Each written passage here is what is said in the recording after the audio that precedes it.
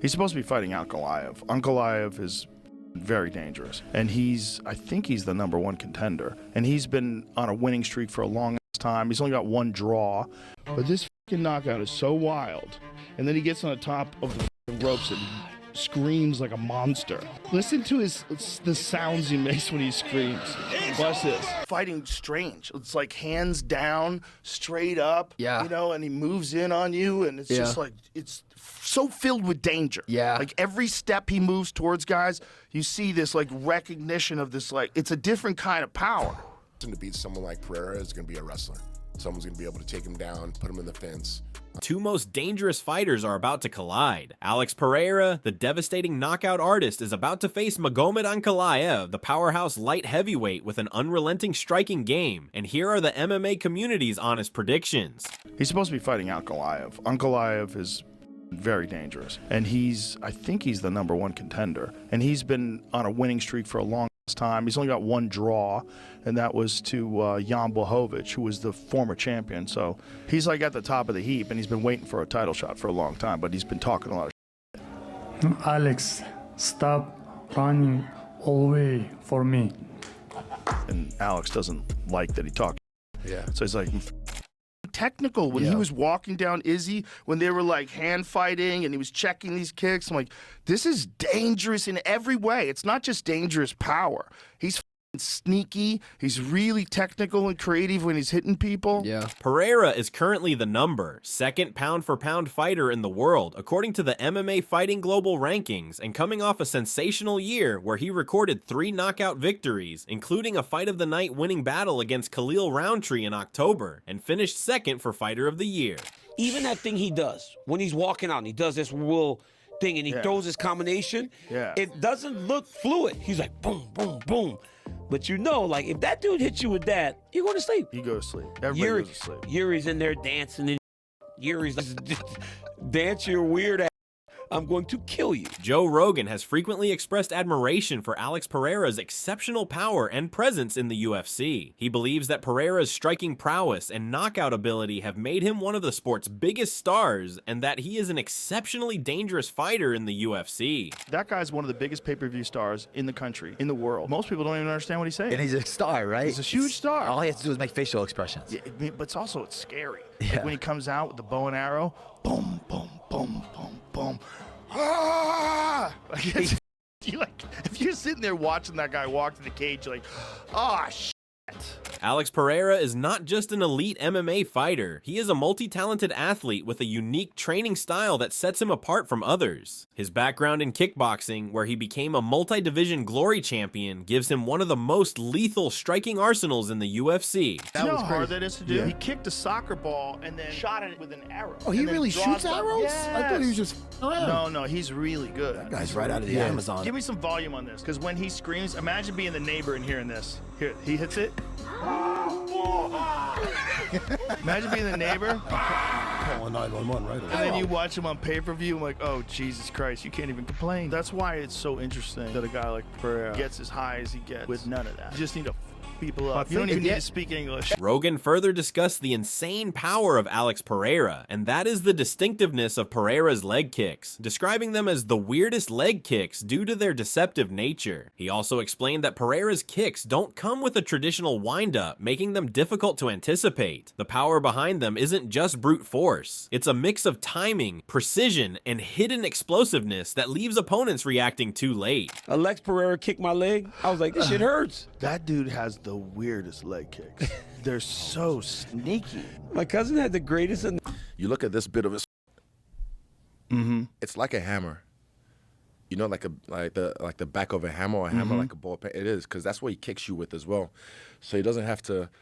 Excuse me. He doesn't have to turn the hip over. Right. And then when he hits you with that, even because he's bone density, long legs, and he hits you with that, you just feel it like, ooh, that's bad. And it's a different feeling, because I've been kicked by kickboxers all my life, on the thigh, on the calf as well.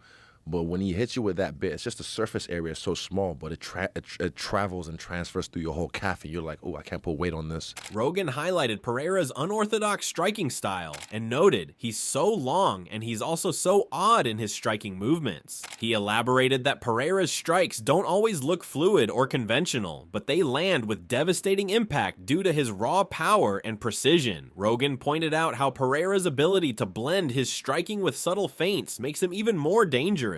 Kick. That dude is so sneaky with that kick. And if you get too close, he's gonna punch you. Yeah. Well, he's so long, and he's also so odd in his striking His movements. He's like this tall. Yeah. He's tall. They're very odd. And he's like, and if Yeah. you get close, it's the right hand. Even that thing he does when he's walking out, and he does this will thing, and he Yeah. throws his combination. Yeah. It doesn't look fluid. He's like boom, boom, boom.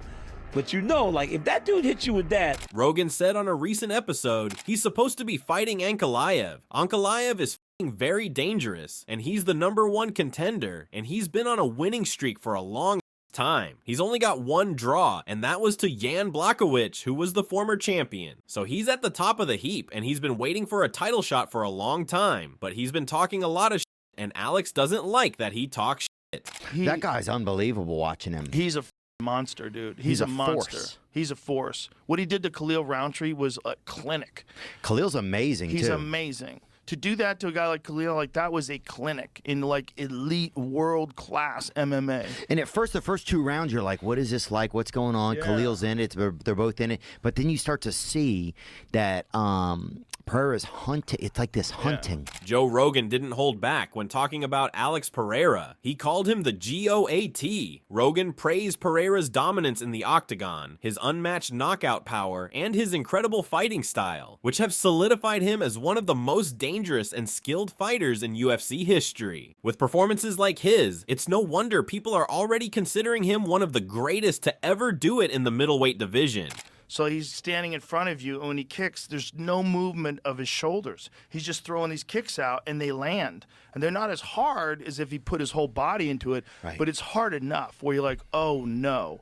And you get hit with a couple of those, 3, 4, 5 of those. Oh. All of a sudden, you're like, I can't walk anymore, and now he's hunting you, and he's hunting you.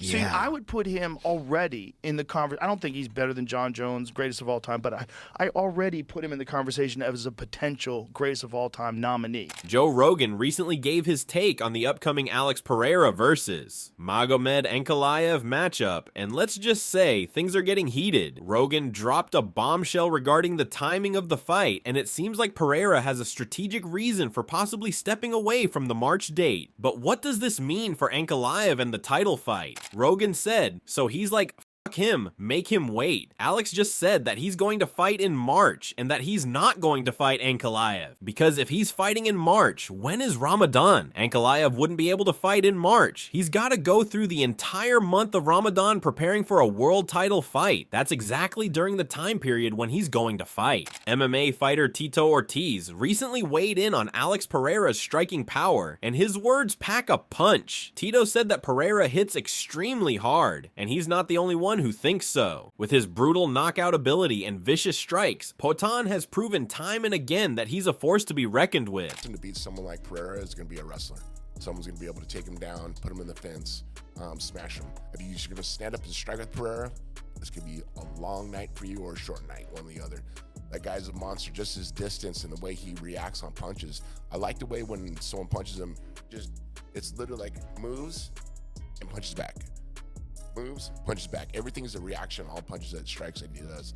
Guy's vicious, and he punches hard. Despite Pereira's reluctance, Ankalaev's manager, Ali Abdelaziz, recently said that he's confident his fighter will get the light heavyweight title shot. Magomed Ankalaev issued a stern warning to UFC light heavyweight champion Alex Pereira. Ankalaev had to heavily campaign to finally get his shot at Pereira and is eager to make him pay. Ankalaev mocked Pereira for traveling to Sydney this past week to corner Sean Strickland at UFC 312. Alex Pereira UFC this guy keeps traveling and he forgets he will be fighting for his life. March 8th, he will never be the same after this fight. Dana White, mark my word. Magomed Ankalaev again tweeted, I never want to hurt someone in my life like I want to hurt Alex. He is a fake, humble boy. Ankalaev insists on his game plan of standing and trading with Alex, who has knocked out his past 4 opponents. I've been climbing mountains, chopping wood, swimming in freezing lake, and Alex has been dancing and making a video like TikTok chick. I've been climbing mountains, chopping wood, swimming in freezing lakes, and Alex has been dancing and making videos like TikTok chick. Don't forget, I will make a copy of this. Ankalaev, meanwhile, is unbeaten since dropping his UFC debut back in 2018, with 11 wins, 1 draw, and 1 no contest over his past 12 fights. The number 2 ranked light heavyweight also had a strong 2024, scoring a KO win over Johnny Walker in January, and then a unanimous decision win over Alexander Rakic in October. The British interim champion sees an interesting chess match brewing between Pereira and Ankalaev. According to Aspinall, Ankalaev needs to play it smart and make Alex Pereira worry about takedowns. He pointed out that just striking, which Ankalaev and his manager have said they would do repeatedly with the Brazilian, is like playing Russian roulette, basically not the best survival strategy. The Dagestani fighter needs to keep Pereira guessing, using the threat of takedowns to open up striking opportunities. It's similar to how Khabib Nurmagomedov used to make his opponents fear the ground game so much that they would walk right into his punches. Aspinall stated, this fight is the one that I'm looking forward to. This is potentially, stylistically, a bad matchup for Alex Pereira, but Ankalaev has gone out there saying he is going to strike with him. Fair enough, strike with him, that would be great, but don't forget to make him think about the takedowns as well. That is where success is going to come.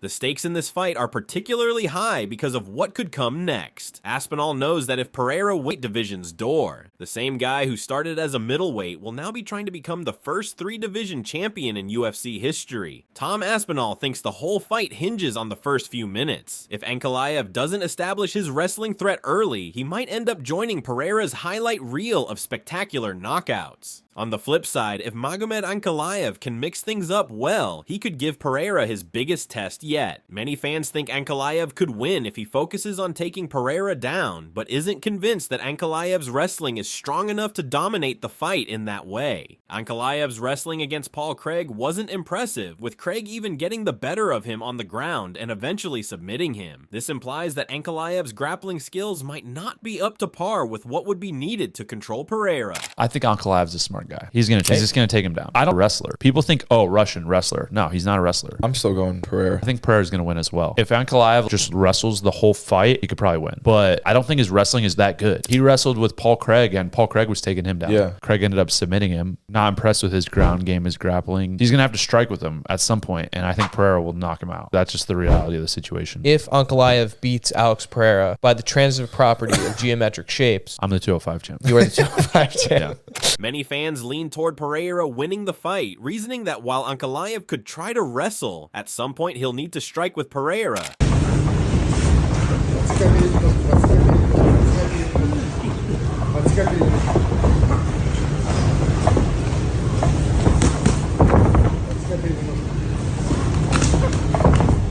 Magomed Ankalaev is known for his impressive skills in the UFC light heavyweight division and trains rigorously to maintain his elite level of performance. His training involves a combination of striking, grappling, and conditioning, which are essential to his well-rounded skill set.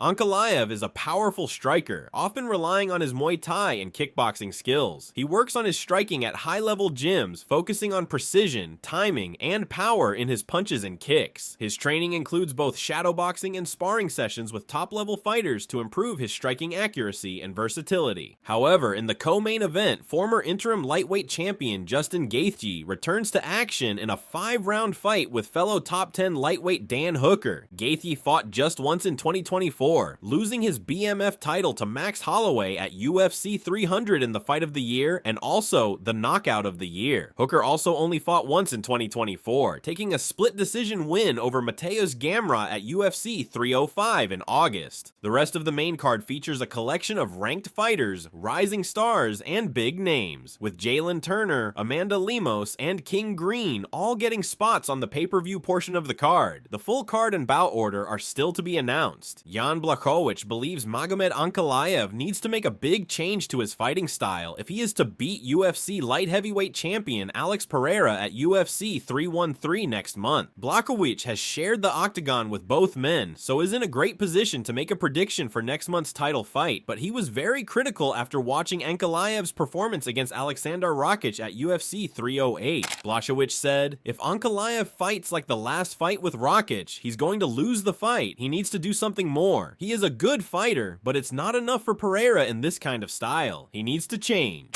Ankalaev defeated Rakic, and after his victory, he called out Pereira, stating, "I think I've done everything to earn the title shot. I'd like to talk to Alex. I'd like to tell him to stop running away from me. We should fight. That's what everybody wants to see." However, Blachowicz still wasn't convinced, as he said, he needs to be more. He has to believe in what he's doing. I think he doesn't believe it. He just wants to win the fight, but doesn't take too many punches. He is very careful in what he's doing, and I think this kind of way, fighting with Pereira, will not work. Blachowicz fought Ankalaev in a split draw at UFC 282 in December 2022, before the Polish fighter lost via split decision to Pereira in July 2023. He hasn't competed since his loss to the Brazilian in Pereira's light heavyweight debut, but returns against rising contender Carlos Ulberg on the 22nd of March at UFC Fight Night 255 in London. After losing the UFC middleweight championship to Israel Adesanya at UFC 282, Pereira moved up to light heavyweight and has gone 5-0 in the division, including 3 successful title defenses. Despite what Blachowicz thinks, Ankalaev has vowed to knock Pereira out and says he doesn't need to resort to his grappling to take out the champ, but Blachowicz doesn't believe his prediction. He said the same before Rakic, that we were going to see a new Ankalaev, but everybody saw that this fight was very boring. I almost go to sleep, so maybe he will start saying the same thing, and then he will fight again in a very boring style. 3 fights ago, I would have picked Ankalaev, but now Pereira. Meanwhile, Joe Rogan highlighted that Pereira often weighs in at 184 pounds during official weigh-ins, but can reach up to 219 pounds on fight day, resulting in a weight gain of approximately 35 pounds within a short period. Rogan expressed concern over such drastic weight fluctuations, describing the practice of extreme weight cutting in mixed martial arts as sanctioned cheating. So he goes from 83 kilograms to 99.3 kilograms. So what is 99.3 kilograms? Is that like 220 something pounds? That picture on the left, 219 on fight day. Yeah. I mean, it's weird because when they weigh you on fight day, like they just grab there's a scale, you have your shoes on and shit, like that. You have a hoodie on. They don't really make you take your shit off and weigh yourself. But 219. He walks around he weighs in at 184, and then he weighs in on the fight day at 219. That's crazy. Rogan has also pointed out that this kind of weight cutting is tough on the body, and that Pereira, being a former kickboxer, has mastered the art of cutting and rehydrating without losing too much performance. When it comes to hitting people, dude, he's fucking technical too, man. Yeah. It's not just power. Yeah. The way he's setting Izzy up. That left hook. The left hook is so fast. Murderous. And he checks kicks as good as anybody, man. If you watch his left leg when he's fighting, when he's stomping forward, he checks everything, man. Yeah. He's checking all those calf kicks. But that was a big problem in the fight, was that Izzy had landed some brutal calf kicks on Izzy early on. I think it was like 5 or 6 in that first round. Heavy. A UFC welterweight has offered his candid opinion on the impending light heavyweight bout between Alex Pereira and Magomed Ankalaev, scheduled for UFC 313. Pereira, the light heavyweight UFC champion, has defended his gold thrice, finishing all 3 notable challengers, Jamahal Hill, Gigi Prochazka, and Khalil Roundtree Jr. At UFC 313, Watan will lock horns with Ankalaev, the #1 ranked contender who earned his spot after extending his unbeaten streak to 13 bouts. This is the second time Ankalaev is getting a shot at the undisputed title. Recently, Gilbert Burns shared his prediction on Alex Pereira versus Magomed Ankalaev. Burns stated that Poatan would prevail by decision after 5 rounds, although his striking might not be as effective as always. Meanwhile, spectators can expect a lot of movement